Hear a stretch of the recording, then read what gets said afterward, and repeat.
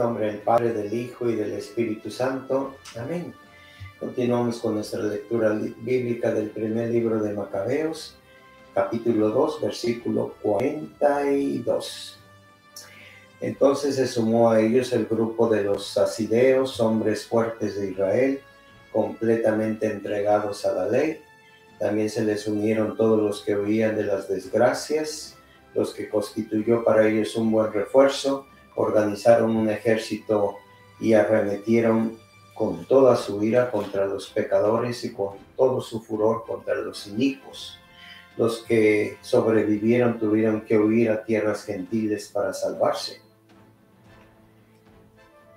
Matatías y sus aliados recorrieron a sus alrededores y derribaron los altares, circuncidaron por la fuerza a todos los niños que encontraron sin circuncidar dentro de las fronteras de Israel, persiguieron a los hijos de la arrogancia y se logró llevar a cabo la empresa. Rescataron la ley de manos de los gentiles y de los reyes, no permitieron que el poder estuviera en manos del pecador.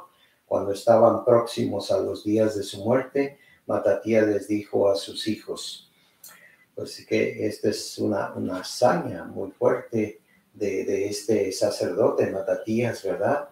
Y antes de morir, obviamente confía todo esto a sus hijos, dándoles una reflexión sobre cómo Dios ha librado a todos y cada uno desde Abraham, ¿verdad? Y ahí va sucesivamente a hablar de todos los hombres importantes del pueblo de Dios, ¿verdad? Y en el capítulo 3 dice, en su lugar se alzó su hijo Judas, al que le llamaba Macabeo.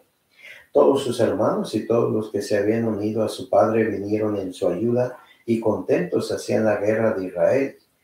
Él dilató la gloria de su pueblo, como un gigante se puso la coraza, se ató a la cintura sus armas de guerra y libró las batallas, protegiendo el campamento con la espada.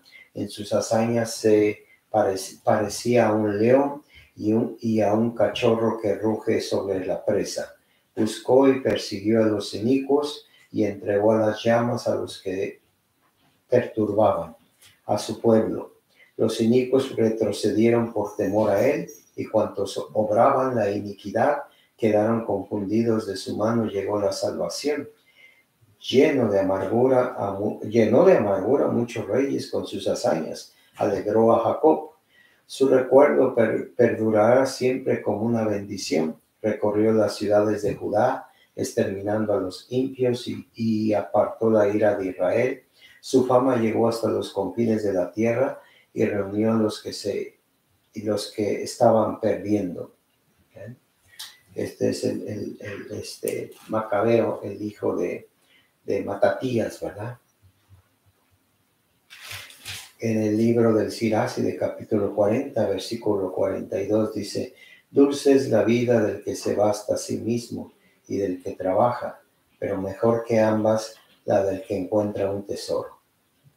La primera carta de San Juan, capítulo 5, versículo 5 dice, ¿quién es el que vence al mundo sino el que cree que Jesús es el Hijo de Dios? Hay veces es tan sencillo la forma en cómo nos habla San Juan, ¿verdad? Con un sentido común que para dónde te orillas. Dice, ¿quién es el que vence al mundo sino el que cree en que Jesús es el Hijo de Dios? Porque el que cree en Jesús, dice San Pablo, está salvado. Obviamente que no es nada más un pensamiento, un sentimiento, es una forma de vivir, es una forma de actuar todo el tiempo. No somos perfectos, por supuesto, y vamos a tener nuestras debilidades y nuestros retos, pero ante todo hay que reparar siempre, hay que ser hombres y mujeres íntegros, ¿verdad? La reparación es un trabajo de todo el tiempo para nosotros y dejar obviamente que el Espíritu Santo actúe en nosotros.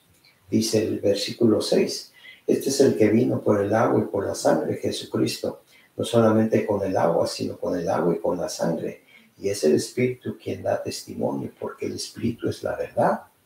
Pues son tres los que dan testimonio. el espíritu, el agua y la sangre, y los tres coinciden en lo mismo. Si aceptamos el testimonio de los hombres, mayor es el testimonio de Dios.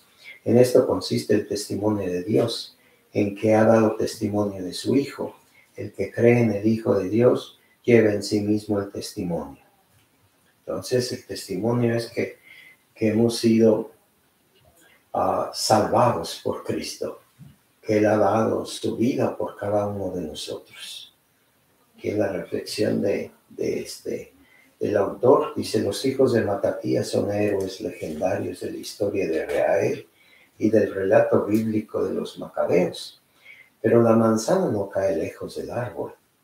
El ascenso de los hijos a la grandeza es el fruto de lo que ha invertido su padre en la fe de ellos. A medida que la crisis cultural arrasa a Israel, Matatías enciende la mecha de la resistencia judía.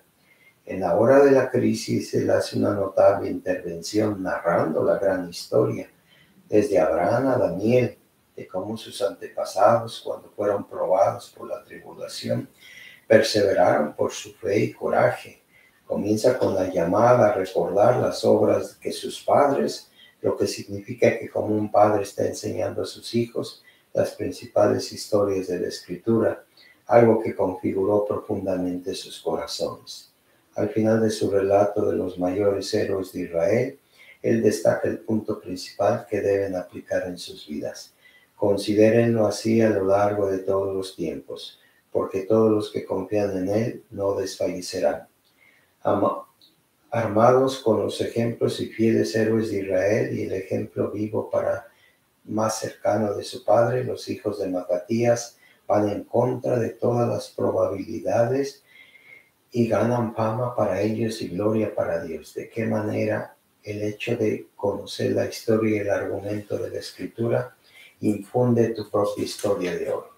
A veces nos sentimos, cuando vemos lo que hizo Matatías con sus hijos, ¿verdad? Y a veces nosotros nos sentimos muy tristes porque pues, nuestros hijos han dejado la fe, tienen dudas, se comportan de una forma anticristiana, las relaciones se desquebrajan. No fue diferente, pero la unción de Matatías, la unción de Dios sobre él fue fundamental.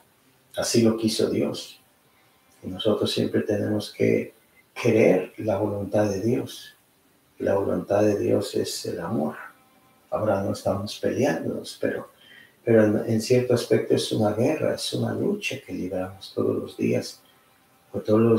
¿Para qué? Para que nosotros podamos ser auténticos, transparentes, honestos, ungidos por esa fortaleza de nuestro Señor, para que podamos hacer su voluntad. Y esto es, hay veces caemos, hay veces somos como derrotados, y sin embargo la presencia de Dios ahí está en nosotros. Ahí nos ilumina, ahí nos guía, ahí nos aguarda. Entonces no dejemos de perseverar. Estos tiempos son difíciles, pero Dios siempre estará con nosotros. La única diferencia es esa. Siempre Dios. En los tiempos difíciles, en los tiempos pasados, en los tiempos de gloria, en los tiempos de paz, siempre Dios está ahí. Y no va a dejar de estar aquí con nosotros. Y eso es lo que nos anima y nos lleva a seguir luchando, intercediendo por los demás. Que el Señor les bendiga, el Padre, el Hijo y el Espíritu Santo.